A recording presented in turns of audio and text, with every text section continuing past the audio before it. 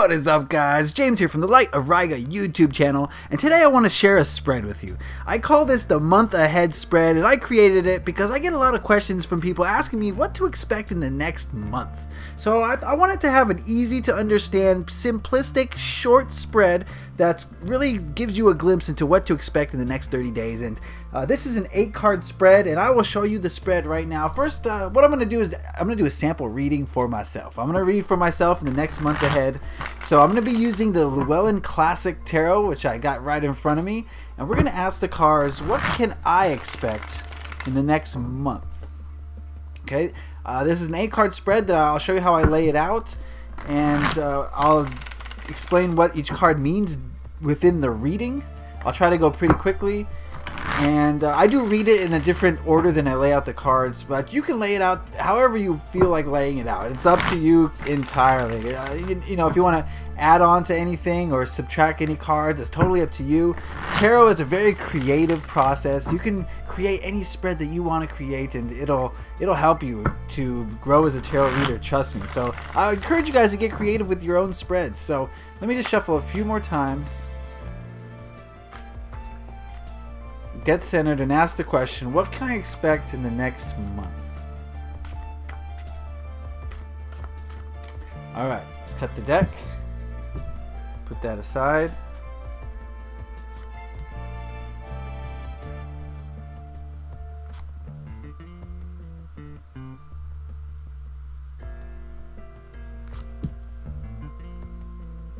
One, two, three, 4,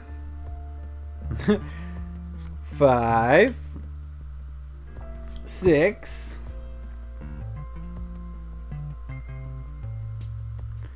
7, and then I leave the 8th card flipped upside down because we're gonna save that till the end. All right, let me grab my sodalite sphere here and get an overall sense of the cards. Now the first 3 cards here are going to deal with the energies. This card deals with the major energies of last month. This card deals with the present current energies. And this card is about the energies that you can look forward to in the month ahead. So reading these cards for myself, I get the 7 of Pentacles last month. And I got the sense that last month I really started to see some rewards from all the hard work I've been putting into my life. Rewards from, this is more like financial rewards, but also, you know, just abundance in general. We sometimes forget that abundance comes to us in more than just the monetary form. It comes to us in the form of food and clothing and shelter and love from other people. So I think last month I was pretty successful, and you know, I started to see some results from some of the hard work that I put into. Currently I'm facing justice, and I get the sense that this card is talking about an evening of karma. You know, I'm starting to realize that, you know, the negative energy I put out there is coming back to harm me, and the positive energy I put out into the world is coming back to reward me. So I'm getting the sense that I'm feeling both of these extremes right now, and that's dead on. That's exactly how I feel right now. So I just feel kind of torn between the good half of me and the bad half of me. This card is the next month, the major energy I can expect to experience the next month, and we have the 5 of Swords, and this signals kind of a battle of egos, sort of like a fight that's is going to happen that, you know, will leave one side kind of damaged, or both sides are damaged in any fight. You know, there's no winner in any fighting. So I get the sense that, you know, egos are going to have to be kept in check in the next month in order for me to prosper. I don't want to get involved in any, you know, ego bouts with other people's, because it's gonna, you know, be detrimental to everybody involved. So those are those 3 middle cards. The next card, the 4th card here, is what to hold on to. So this is saying, you know, in the next month ahead, what should I really hold on to? What should I focus on? And I got strength here. So I think this is saying that in the next month I should really hold on to that inner strength that's got me to this point. And it's so easy to get down on yourself, get left behind, let life's vicissitudes, its ups and downs, affect you in a negative way, and forget how powerful you truly are. And I think that's what this card is saying, is to hold on to your strength, hold on to your courage, hold on to your ability to keep things together through your own power. So that's a great card to tell us what to hold on to. Now I'm going to skip over here. I laid this out differently, but this is card number 6. And this is what to let go of.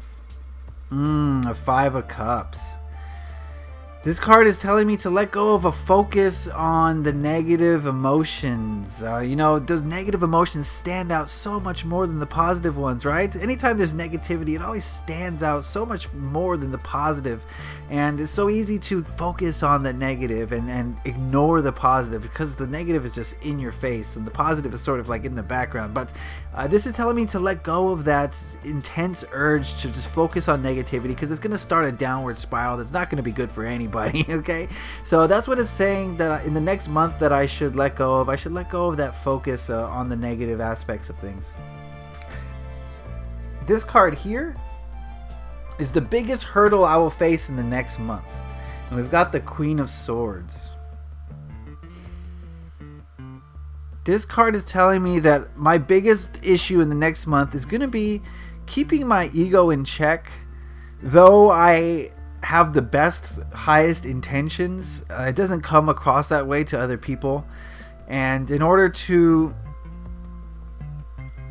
affect other people in a positive way, I need to kind of keep things to myself, be a little bit more introspective, and not so willing to share my ego thoughts, because on the surface they may not seem just or accurate or even coming from a place of positivity, but I know that deep down they are, and that they're intended to help. But in order to keep things peaceful, this is saying that I should really keep things to myself, the thoughts that I have to myself. So that's going to be my biggest hurdle in the next month, holding my tongue when I know that something should be said.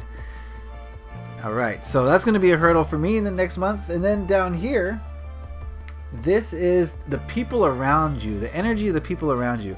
And this is telling me that the people around me are going to be influencing me to start a new project, a new venture. So in the next month, I can expect to see some new energy, a new adventure on the horizon that's going to challenge my creativity, challenge my ingenuity, challenge everything. And you know, anytime you start a new project, there's going to be a lot of challenges. So I think this is telling me that the people around me are going to facilitate change, positive change. All change is positive, by the way, in case you didn't know. So that's a really good card, that the people around me are promoting me to move forward, to get active, which is what the Ace of Wands signifies. The last card, which we've saved, we've kept it upside down. We'll flip this over. This is the biggest lesson that we're going to have to learn in the coming month. And the next month, the biggest lesson for me is the Eight of Wands.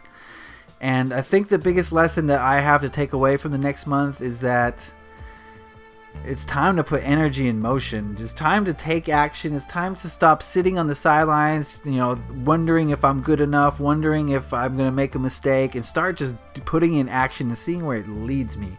So the Eight of Wands is a very active card, and it's telling me that I got to go for it. I got to start doing stuff, and I think that's what's going to happen in the next month. It's going to be a month of progress and a month of work being put into towards whatever this Ace of Wands energy could possibly be. I don't know, you know, I can't see the future. In a sense I can, but in this sense, you know, I don't know what this Ace of Wands could possibly represent. But whatever it is, I think it's going to create a lot of forward motion, a lot of movement, and a lot of change. So I think change is the name of the game for me in the next month. And that is my 8-card month ahead spread. Like I said, it's pretty simple, but it's actually very effective. And I think the more simpler your tarot spreads are, I think the more powerful they can be. So that's why I created this shorter spread. I know a lot of tarot readers will have this big 12-card, 15-card layout for the month ahead, but I wanted to keep this one relatively simple. And I find it to be very accurate, very effective, and very powerful. So if you want to use that, go on ahead. I give you full permission. Okay, so that's my month ahead tarot spread that I created. I hope you guys enjoyed that. I hope you guys got something from that. If you have any questions or comments, leave them in the comment section below, and I will get to those as soon as I can. So I want to thank you for watching. Leave a like if you enjoyed this. Happy taroting. Peace.